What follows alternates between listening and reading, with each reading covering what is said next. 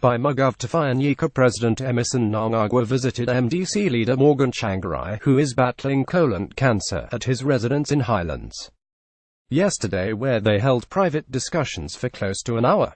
Elizabeth and Morgan Tsvangirai seen here with President Emerson Mnangagwa and Vice President General Constantino Tsvangirai made public his health condition last year, and ever since he has been in and out of hospital, a development that has triggered divisive succession talk in his party ahead of crucial elections this year. Accompanied by his Deputy General RTD Constantino Mnangagwa addressed the media soon after the meeting, saying the MDC leader was on the mend. He is fine and recuperating very well, and he says he will soon be going back for further medical checkups in South Africa, Mnangagwa said. He brushed aside speculation that he had gone there to discuss the possibility of an inclusive government, insisting the situation in the country did not call for such. What's the cause to form an inclusive government, he asked. You are allowed to lobby, it's a democratic country. People are allowed to lobby for anything. Currently, there is no need, he emphasized. The Daily News can, however, report that the meeting was at the MDC leader's request.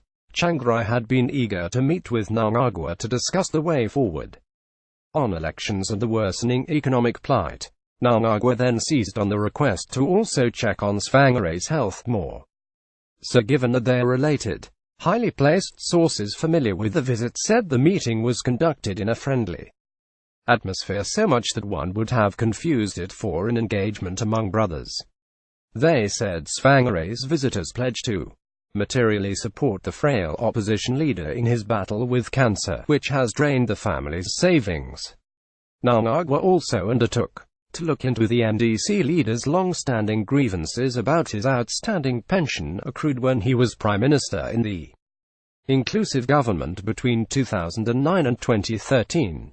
It will not be the first time that Tsvangirai has been assisted by his rivals in ZANU-PF. Under Mugabe's regime, Tsvangirai received about $70,000 to pay for his medical expenses. Sources said. Mnangagwa repeated his commitment during his meeting with Tsvangirai that the forthcoming polls would be free and fair, and even pledged to work closely with the opposition in the event that he is re-elected. Analysts were unanimous yesterday that by taking time to visit Tsvangirai, Mnangagwa scored key political points to boost his political ratings. They were, however, divided on whether the timing was right for the MDC leader to accept such a cunning gesture, considering it as a double-edged sword effect of showing Zimbabweans that Tsvangirai was too sick to be a factor going into 2018 polls, while at the same time projecting him as an empathetic leader. Piers Pigu, a senior consultant at the International Crisis Group, said Mnangagwa has made an appropriate and powerful gesture, but reckoned Tsvangirai was visibly unwell and needs to focus his energies on himself and his family. Pigu urged the MDC leader to get on with the business of facilitating the process for his succession. There will be understandably cynical interpretations of the photo opportunity this provides to the president, but much depends on how it is played. His visiting Tsvangirai, however, reflects a level of respect and political maturity rarely afforded an opposition figure, especially by the head of a party that had done its utmost to destroy Tsvangirai and his MDC, he observed. University of Zimbabwe political scientist Eldred Masunuguri concurred, saying the president has demonstrated a high level of statesmanship, that he is a national leader and not just head of ZANU-PF. He said while his visit could well have been for other reasons, it was possible that he genuinely wanted to lend moral support to someone not feeling well. The fact that he was with his deputy also shows that Tsvangirai is moving in to assume the status of a national leader. So they have shown maturity, and that is something that should be commended. They have shown Tsvangirai that he is not alone in his battle and that the nation empathizes with his situation. It's also possible that Ed wanted to lend financial support to a former prime minister in terms of his package that he so much deserves, said Mnangagwa, professor of world politics at the University of London School of Oriental and African Studies. Stephen Chan said there was a sense of seeking to offer Tsvangirai some place in the new government. Chan said Mnangagwa has sent a signal to foreign governments that his administration is looking at the opposition with respect. Unlike before, it may be rare in Zimbabwe, but in the United Kingdom, the Prime Minister and leader of the opposition often confer together, said Chan. Tsvangirai certainly looks frail. Cancer can be very difficult and he should release the clinical reports on his condition as a reassurance to his supporters. Again, that would be the usual step in the UK, where Theresa May's diabetes condition is fully known by the voting public, he added.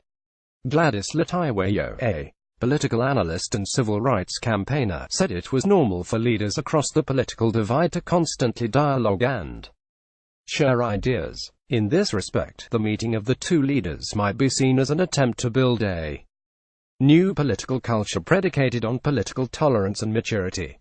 Nevertheless, the genuineness of the visit is now tainted by the pictures of the opposition leader that are now circulating. It now appears the visit was to score a political point more than anything, said Latiweyo. Addressing the media after the meeting, Tsvangirai's deputy Nelson Chamisa described the development as positive. It's a welcome thing, it's African to care for one another, it's very Zimbabwean, it shows the spirit of Ubuntu is still in us, Chamisa said. He added, this is the new politics we want to see, the politics of peace, the politics of working together, the politics of feeling for one another. This is the direction, and we hope it is the kind of talk that will be walked and talk that will be sustained. Going forward, we want this to be cascaded to the community so that as we go into elections, people don't fight each other, especially when the leaders are able to sit down and converse like this. In a statement released after the meeting, Tsvangirai's spokesperson Luke Tamboran-Yoka said Mnangagwa's visit came just as Tsvangirai was about to leave the country for his routine medical checkup. We thank President Mnangagwa for his gesture to come and pay a visit to the former Prime Minister of the land. We thank him for his gesture, which is in keeping with our African culture, he said. Tamboran-Yoka said. The two leaders discussed the current dire situation in the country, the plight of the people, the cash crisis afflicting the country, the urgency of free and fair elections to ensure a return to legitimacy, as well as the need to engage the international community so that the country rejoins the family of nations. Daily News.